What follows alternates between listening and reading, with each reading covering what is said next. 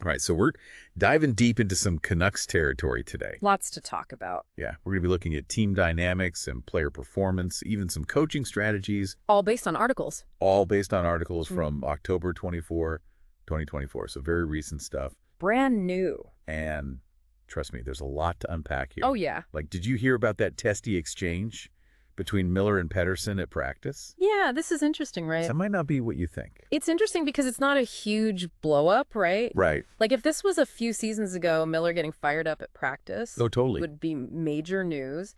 It would be fueling all sorts of trade rumors. Yeah. But it seems like everyone's kind of taking this in stride. So for those who might not be super familiar with, like, hockey lingo, what exactly is a testy exchange? So basically they got a bit physical during a battle drill. Okay. And a battle drill is where, players are practicing one-on-one battles for the puck, simulating game situations. Right. And it ended with some cross-checks and words exchanged.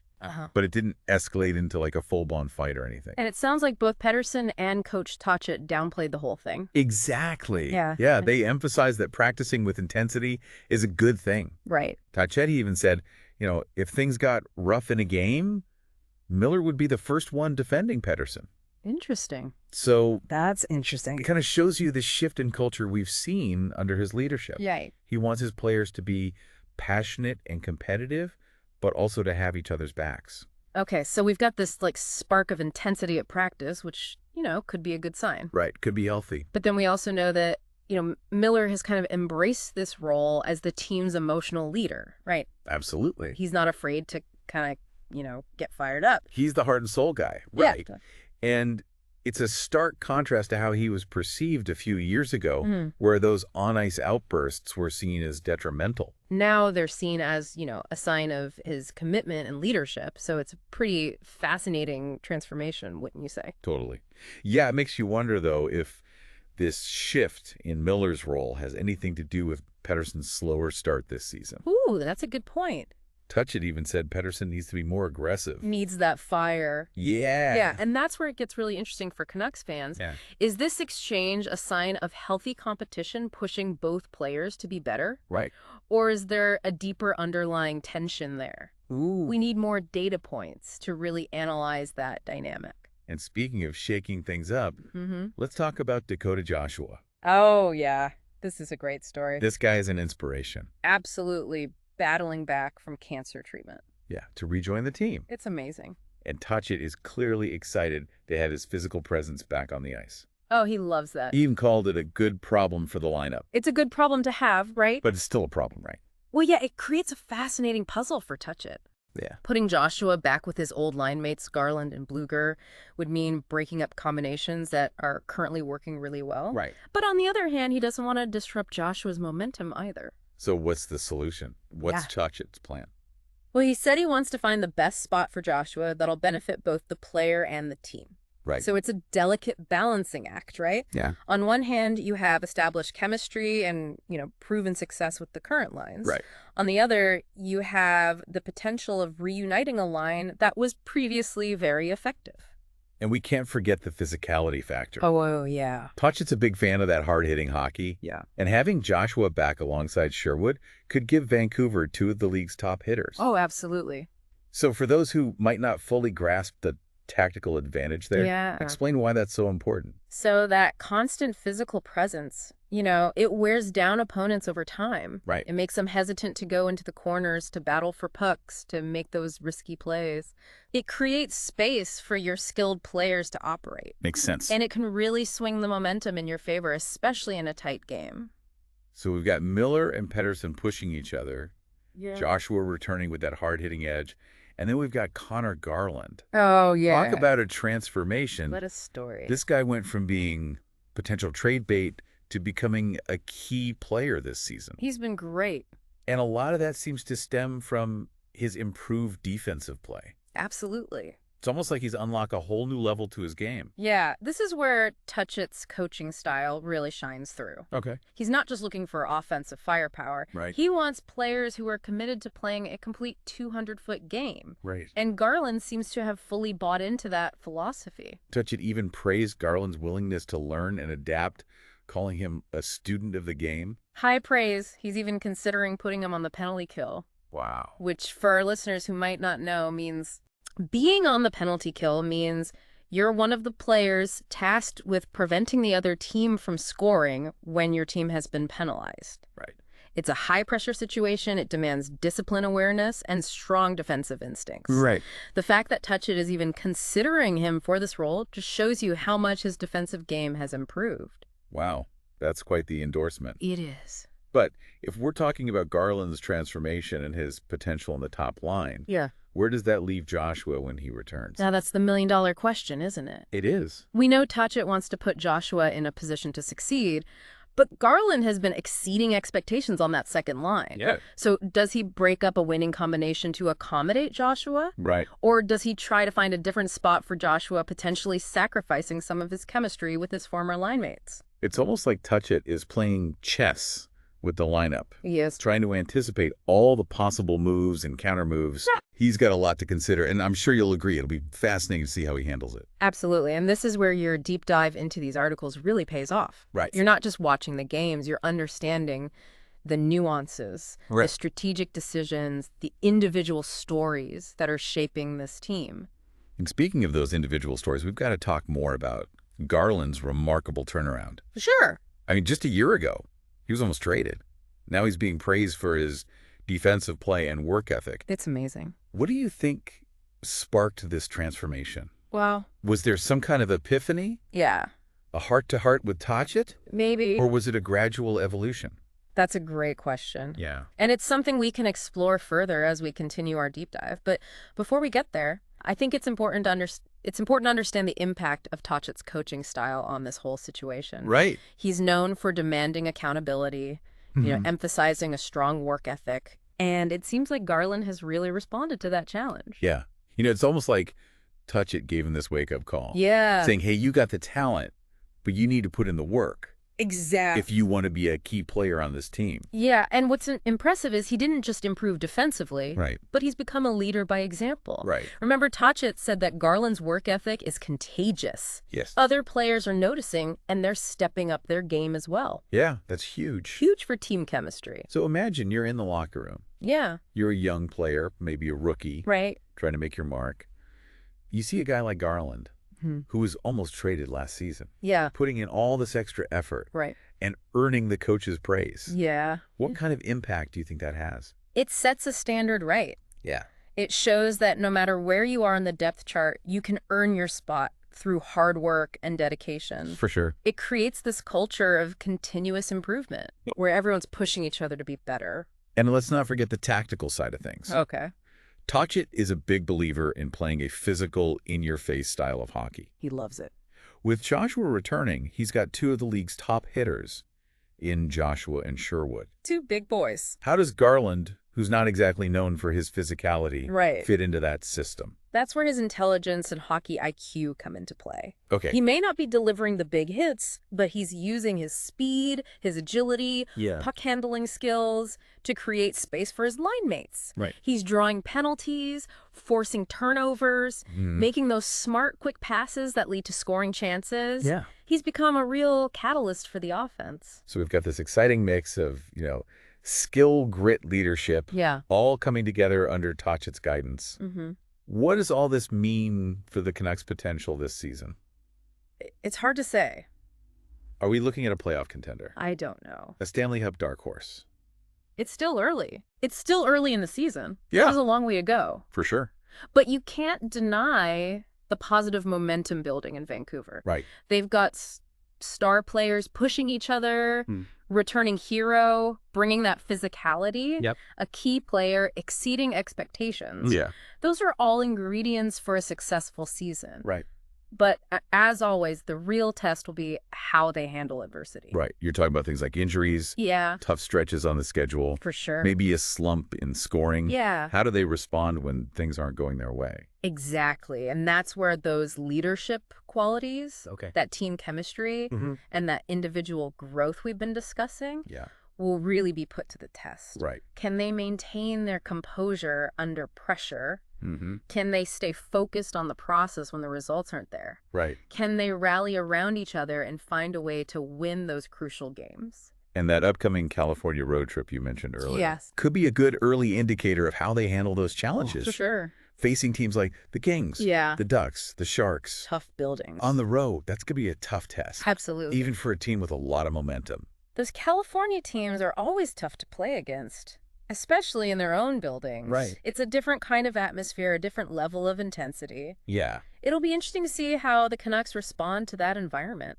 It's almost like Touch It is using these early games as a measuring stick. Oh, yeah. He's got to be. He's seeing how his team performs under pressure, how they adapt to different opponents, different game situations. Exactly. He's gathering data, making adjustments, constantly trying to improve. It's a real-time experiment, isn't it? It is, yeah. He's got all these different pieces, all this talent and potential, and he's trying to figure out the best way to put it all together. Yeah. And what's so exciting about it is that we get to witness this process unfold. Right. We get to see how the players respond to his coaching. Yeah. How they grow individually and how they come together as a team. It's a journey. It's a fascinating journey to follow. And speaking of that journey, let's circle back to those lineup decisions that Touch It will have to make when Joshua returns. Okay. We've talked about the potential of reuniting him with Garland and Blueger. Right. But Touch It has also hinted at trying different combinations to maximize each player's strengths. It makes sense. So what are some of the other options he might be considering?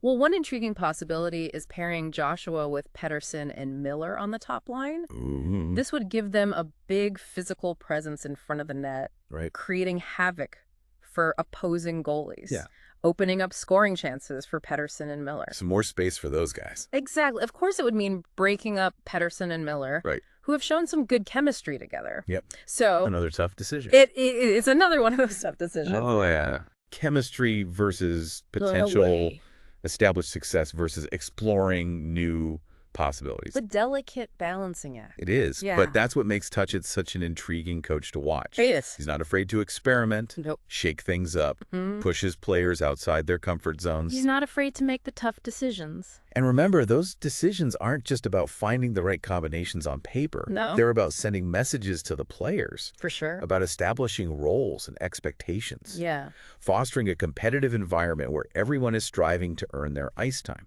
Absolutely. It's a complex equation and there's no easy answer. You know, as we're talking about all these possibilities, I keep thinking back to that testy exchange between Miller and Pettersson at practice. Right. It seems like there's this underlying tension there, this sense of competition for ice time. Yeah. For a Scott on that top line. Do you think that dynamic could play a role in Touch It's decisions? It's definitely something to keep an eye on. Touch It's a master at using competition to motivate his players. Okay. He wants them to push each other, challenge each other, constantly strive to be better. For sure. But he also needs to be careful not to let that competition turn into something destructive. Right.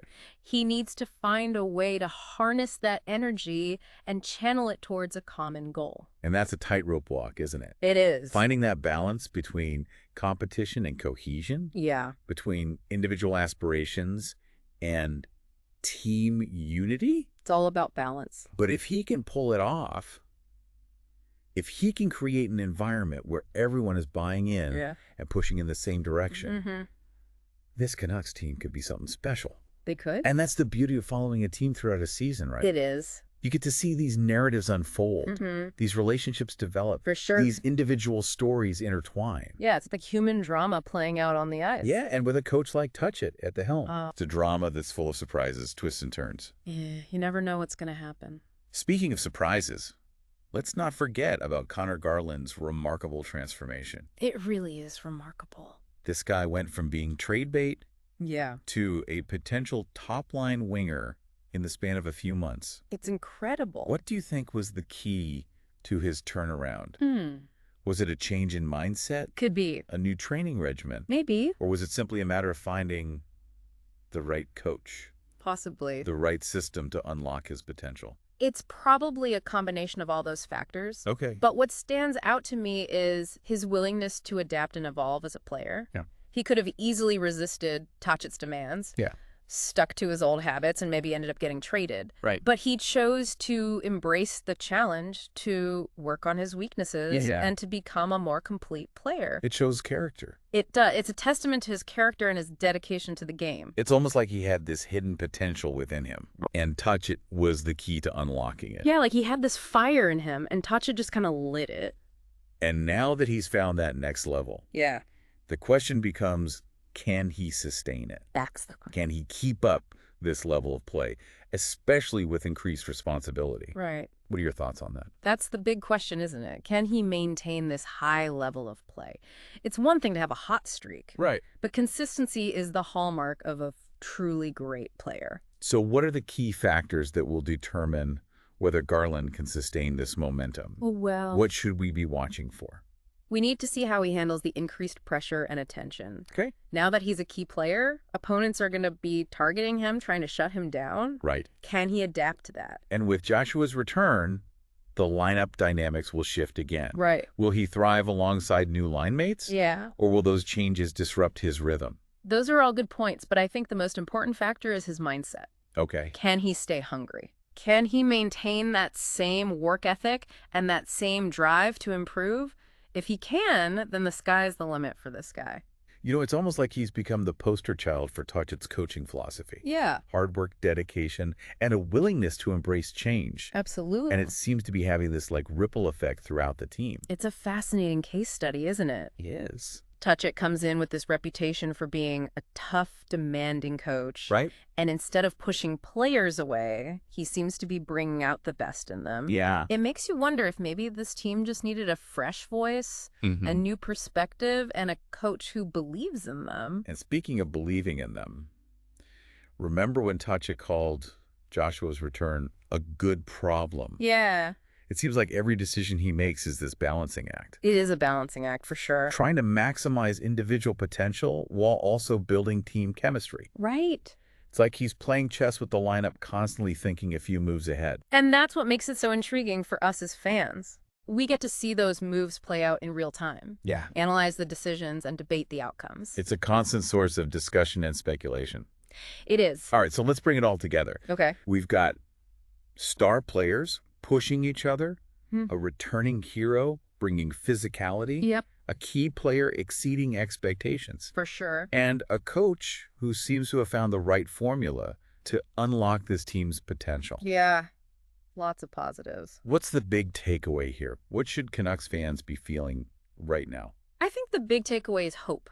Okay. There's a renewed sense of optimism surrounding this team. Yeah. It feels like they're finally turning the corner, finally heading in the right direction. Right. But it's important to remember that hope is a fragile thing. Okay. It needs to be nurtured, it needs to be protected, and it needs to be backed up with results. So what are the key things to watch for in these upcoming games? What will be the indicators of whether this hope is justified? First and foremost, consistency. Okay. Can they string together wins? Right. Wait, can they build on the momentum they've created? Mm-hmm. Secondly, resilience.